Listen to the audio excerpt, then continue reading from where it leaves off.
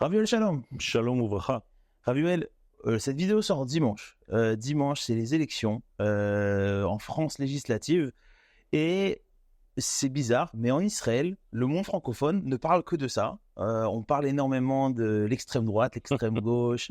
Je voulais savoir un petit peu ce que vous en pensez. D'une manière générale, je pense que ce n'est pas notre guerre.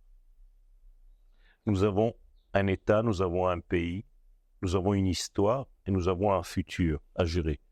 Tout ce qui se passe à l'extérieur est important, mais il est important dans un seul sens. C'est-à-dire, qu'est-ce que les Juifs, les enfants d'Israël qui se trouvent à l'étranger, vont avoir comme prise de conscience par rapport à ce qu'ils vivent en dehors de leur histoire, de leur terre, de leur identité. Et c'est ça le grand secret. C'est que tout ce que l'Éternel fait, il le fait d'une manière générale pour les enfants d'Israël, pour qu'ils prennent conscience de la direction de vie à mener.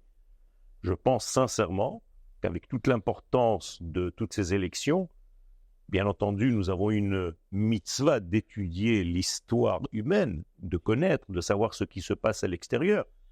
Mais d'une manière générale, c'est une infrastructure mise par l'Éternel pour faire en sorte que les enfants d'Israël rejoignent leur véritable histoire. Et là, ils seront dans la véritable guerre, dans les véritables notions. Donc il ne faut pas avoir un regard sur le passé ou sur ce que nous avons quitté de peur de devenir une statue de sel comme la femme de Lot qui, lorsqu'elle a quitté Sodome et Gomorrhe, s'est retournée pour savoir ce qui se passait encore là-bas. Et donc elle est devenue une statue de sel. Qu'est-ce que cela veut dire? C'est une image. Nous avons besoin d'avancer dans notre vie. Et la véritable identité se trouve ici, sur la terre d'Israël. C'est ici votre histoire, c'est ici notre histoire. Et c'est pour cette histoire-là que nos enfants et que tous les soldats d'Israël se battent aujourd'hui.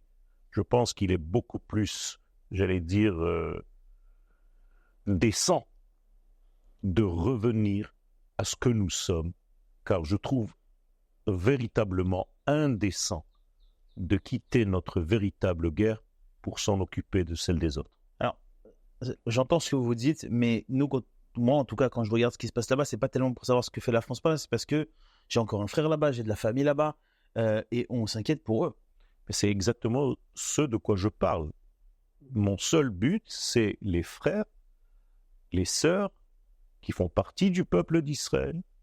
Comment est-ce qu'ils vont utiliser les événements du moment pour reprendre conscience de ce qu'ils sont et de là où ils devraient être. C'est ça le véritable challenge. Ce n'est pas pour savoir qui a gagné les élections. Aujourd'hui, entre tout ce qui se passe là-bas, j'allais dire que parmi les deux grands groupes qui vont être élus, bien, ça dépend en réalité quand est-ce que les Juifs vont subir les conséquences. Dans l'un des groupes, c'est les Juifs qui seront en premier. Dans l'autre groupe, ils seront qu'en deuxième. Mais c'est toujours la même histoire. Ça veut dire c'est ne pas comprendre les leçons du passé si on retombe à chaque fois dans les mêmes notions parce qu'on nous a changé les X et les Y dans notre équation. Et donc, ouvrez les yeux, mes chers amis. Votre avenir, c'est l'avenir du peuple d'Israël. C'est le rêve de l'infini, béni soit-il, le rêve de l'éternel. Et c'est ici que ça se passe. C'est ici que nous construisons notre demain. Pensez à vous, et si ce n'est pas à vous, à vos enfants et à vos petits-enfants. Donc vous conseillez de ne pas voter? Je ne considère pas véritablement les choses de cette importance. Je pense que, il n'est pas interdit de voter parce qu'ils font partie d'un pays, mais encore une fois, ce n'est pas ma guerre. C'est pas le principal, ouais, C'est pas ma guerre. Je peux participer à ce qui se passe, je peux prier pour un gouvernement, mais ce n'est pas un idéal. Ceci était tellement vrai quand nous n'avions pas d'État. Mais après 2000 ans, on a pleuré pour avoir un État, que nous avons cet État, et tu continues à faire comme si tu vivais dans un déni, à t'occuper des affaires des étrangers. Karmi Sheli Lonatarti. C'est écrit dans le Cantique des Cantiques. J'ai été m'occuper de la vigne des autres et ma propre vigne, je l'ai délaissée. Arav Yoel, toda rabba. Toda Rabba.